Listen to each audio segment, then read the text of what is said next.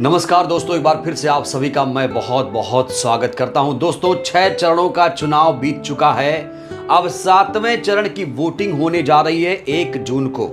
4 जून को लोकसभा चुनाव के नतीजे आ जाएंगे और उसके बाद देश में एक नई सरकार बनेगी। जी हां दोस्तों, एक नई सरकार। जो अभी मौजूदा सरकार है 24 में वो नहीं आएगी। 400 पार का नारा तो दिया गया था, लेकिन जमीनी हकीकत दोस्तों कुछ और ही दिख रही है। 6 चरणों के चुनाव में बीजेपी बुरी तरीके से परास्त हो चुकी है। 6 चरणों के चुनाव में सत्ताधारी पार्टी को वो नहीं मिला जो वो अचीव करना चाहती थी।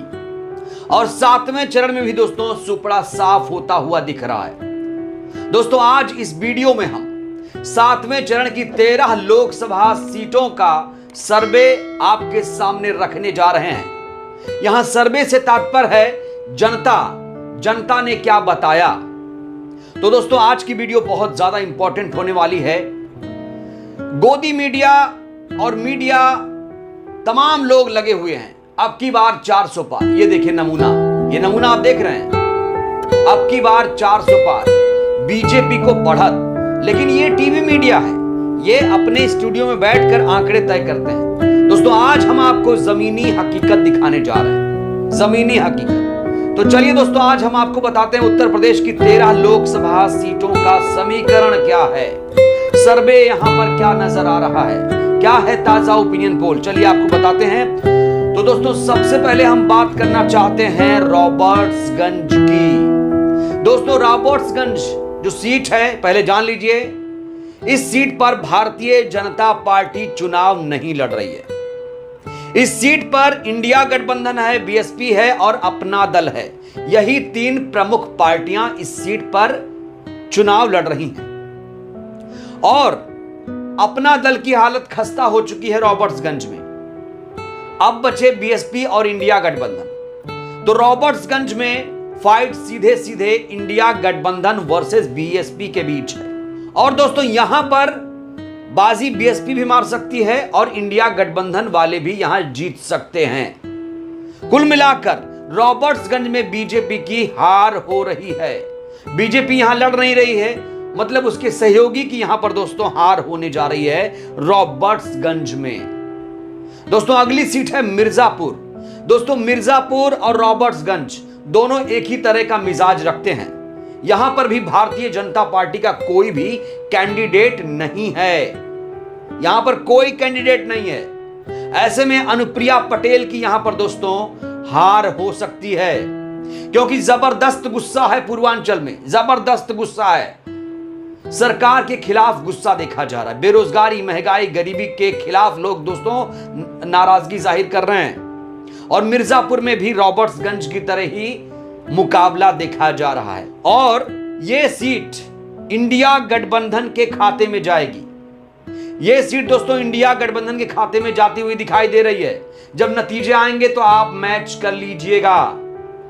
मिर्जापुर सीट पर इंडिया गठबंधन की जीत हो सकती है।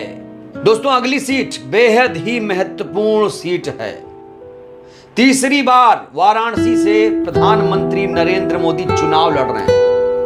लेकिन जब सत्ताधारी पार्टी के खिलाफ विरोध है तो मोदी के खिलाफ विरोध क्यों नहीं रहेगा। लोग आज भी बेरोजगारी, महंगाई, गरीबी, भ्रष्टाचार को लेकर दोस्तों सवाल कर रहे हैं। लेकिन जब प्रधानमंत्री से सवाल पूछा जाता है कि भैया महंगाई पर क्यों नहीं बोलते, तो प्रधानमंत्री जी कहते हैं सबसे ज्यादा महंगाई इंदिरा जी के जमाने में थी। तो महंगाई भी इस सरकार में नहीं है, ये समझाने की कोशिश मीडिया और सत्ताधारी पार्टी के लोग कर रहे हैं। लेकिन दोस्तों जमीन पर क्या दिखा? जमीन पर दिख रहा है कि लोग सत्ताधारी पार्टी से, प्रधानमंत्री से बुरी तरीके से यहां नाराज हैं। और इसीलिए वाराणसी में माहौल बिल्कुल बदलता जा रहा है, बिल्कुल बदलता जा रहा है। पूर्वांचल के लोग अलग तरीके से सोच रहे हैं। तो दोस्तों वाराणसी में इस बार मुकाबला बेहद संघर्षों भरा होगा। त्रिकोणीय मुकाबला जैसी स्थिति यहां पर बन रही है। कहा तो जा रहा है कि इस बार वाराणसी से प्रधानमंत्री भी चुनाव हार सकते हैं। जमीनी हकीकत को देखते हुए दोस्तों कहा जा रहा है कि वाराणसी से मोदी भी चुनाव हार सकते हैं। दोस्तों अगली सीट की बात करेंगे। अगली सीट है चंदौली। दोस्तों चंदौली में मुकाबला बेहद रोचक होने जा रहा है। यहां पर मुकाबला एकदम त्रिकोणीय हो चला है। यहां पर चंदौली से बीएसपी के सत्येंद्र कुमार, बीजेपी के महेंद्र पांडे, वीरेंद्र सिंह इंडिया गठबंधन के प्रत्याशी हैं। चंदौली में दोस्तों इंडिया गठबंधन के प्रत्याशी की जीत हो सकती है। यह सीट भी बीजेपी हारने वाली है। चंदौली भी बीजेपी हार सकती है। दोस्तों अगली सीट है देवरिया। दोस्तों देवरिया की बात करें तो देवरिया में इस बार मुकाबला बहुत ही कांटे का है, रोचक है, लेकिन बीएसपी के संदेश यादव यहां से बाजी मारते हुए नजर आ रहे हैं। दोस्तों यहां इंडिया गठबंधन के प्रत्याशी अखिलेश प्रताप सिंह की हार हो सकती है। सर्वे तो यही कह रहे हैं और बीजेपी भी यहां हार रही है। कुल मिलाकर संदेश यादव देवरिया से दोस्तों बीएसपी के प्रत्याशी हैं, वो जीत सकते हैं। दोस्तों अगली सीट है बांसगांव। दोस्तों बांसगांव की बात करें तो बांसगांव में इस बार मुकाबला बीएसपी वर्सेस बीजेपी के बीच है और यहां पर भी बीएसपी का पलड़ा भारी लग रहा है। बांसगांव में बीएसपी ये सीट आराम से निकाल सकती है।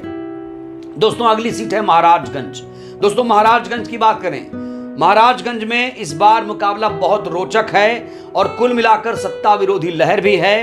दोस्तों महाराजगंज में देखा जाए तो इस बार इंडिया गठबंधन का पलड़ा यहां पर भारी दिख रहा है, लेकिन कह नहीं सकते कौन जीतेगा। मुकाबला काफी कांटे का होने वाला है महाराजगंज में। दोस्तों अब बात करते हैं घोसी की। दोस्तों घोसी एक बेहद महत्वपूर्ण सीट है, दलित मुस्लिम बाहुल सीट है और यहां पर बालकृष्ण चौहान बीएसपी के प्रत्याशी हैं, अरविंद राजभर छड़ी वाले हैं, राजीव राय समाजवादी पार्टी के प्रत्याशी हैं। घोसी में दोस्तों इस बार बीएसपी अच्छा करती हुई नजर आ रही है। घोसी सीट भी बीएसपी आराम से निकाल सकती है। जब नतीजे आएंगे दोस्तों घोसी के तो देखिएगा आप, बेहद ही चौंका देने वाले नतीजे रहने वाले हैं घोसी के। घोसी भी बीजेपी के हाथ से निकलता हुआ दिखाई दे रहा है। दोस्तों अगली सीट है गोरखपुर। दोस्तों गोरखपुर बहुत ही ज्यादा वीवीआईपी सीट है। यहीं से यूपी के सीएम आते हैं और रवि किशन पिछली बार यहां से चुनाव जीते थे, लेकिन इस बार दोस्तों बहुत ज्यादा नाराजगी है रवि किशन के खिलाफ खास तौर से। और देखा जाए तो पूर्वांचल के लोग इस बार बदलाव चाहते हैं। इस बार गोरखपुर में दोस्तों बदलाव होगा। अब बीएसपी जीतेगी या फिर इंडिया गठबंधन ये कहना फिलहाल मुश्किल है, लेकिन दोस्तों मुश्किल खड़ी हो गई है रवि किशन के लिए। 4 जून को जब नतीजे आएंगे तो बेहद ही हैरान कर देने वाले होंगे। यहां पर दोस्तों मुकाबला बहुत ज्यादा रोचक हो गया है। दोस्तों अगली सीट है कुशीनगर। दोस्तों कुशीनगर में मुकाबला बहुत रोचक बना दिया है शुभ नारायण चौहान ने, विजय दुबे और अजय प्रताप सिंह ने। यहां पर शुभ नारायण चौहान का पलड़ा भारी लग रहा है। कुशीनगर भी बीजेपी के हाथ से दोस्तों निकलती हुई नजर आ रही है। तो इस बार दोस्तों आप देख रहे हैं ट्रेंड थोड़ा बदल गया है। पूर्वांचल के लोग बहुत ज़्यादा बदलाव चाहते हैं। कुशीनगर में इस बार बीजेपी हार सकती है। दोस्तों अगली सीट है सलेमपुर। दोस्तों सलेमपुर में इस बार भीम राजभर चुनाव लड़ रहे हैं, रविंद्र कुशवाहा लड़ रहे हैं, रमाशंकर राजभर लड़ रहे हैं। तो मुकाबला काफ़ी रोचक होगा। अब भीम राजभर रमाशंकर राजभर के बीच दोस्तों काफ़ी कड़ा मुकाबला देखा जा रहा है और देखा जाए तो सलेमपुर में भी बीएसपी का पलड़ा भारी लग रहा है। दोस्तों अगली सीट है बलिया। दोस्तों बलिया में इस बार बीएसपी की बल्ले बल्ले होगी। जी हाँ दोस्तों, लल्लन यादव यहां से इस बार चुनाव जीत सकते हैं और इंडिया गठबंधन ने हालांकि सनातन पांडे को यहां से उम्मीदवार बनाया है, लेकिन इस बार बलिया में दोस्तों बीएसपी की पूरी लहर चल रही है। बलिया सीट बसपा निकाल सकती है। दोस्तों अगली सीट है गाजीपुर। दोस्तों गाजीपुर सीट पूर्वांचल की बेहद हॉट सीट है, वीवीआईपी सीट है। यहाँ मुख्तार अंसारी के भाई अफजाल अंसारी इंडिया गठबंधन की तरफ से प्रत्याशी हैं। पिछली बार याद करिए 2019 के लोकसभा के चुनाव में अफजाल अंसारी ने ही जीत हासिल की थी, लेकिन तब वो बीएसपी के प्रत्याशी थे। इस बार भी अफजाल अंसारी जीतेंगे।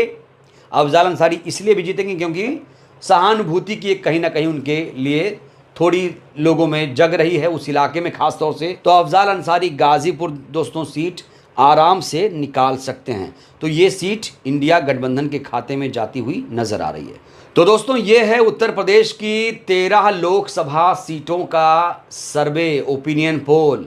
और जब नतीजे आएंगे तो बेहद ही चौंका देने वाले रहेंगे। दोस्तों, जब आप नतीजे देखेंगे 4 जून को, तो आपको यही देखने को मिलेगा जो मैं आपको बता रहा हूं। ये जनता का मूड है, ये जनता का मिजाज है, और जनता जो कहेगी उसे आपके सामने रखना पड़ेगा। हालांकि अभी और भी उलटफेर होगा, क्योंकि चुनाव दोस्तों अभी दूर है।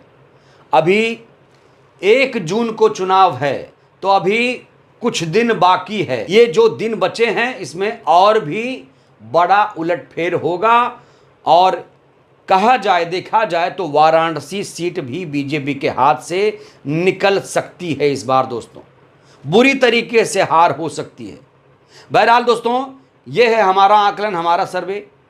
इस सर्वे को लेकर आप क्या कहेंगे? आप लोग भी अपनी प्रतिक्रिया दीजिए।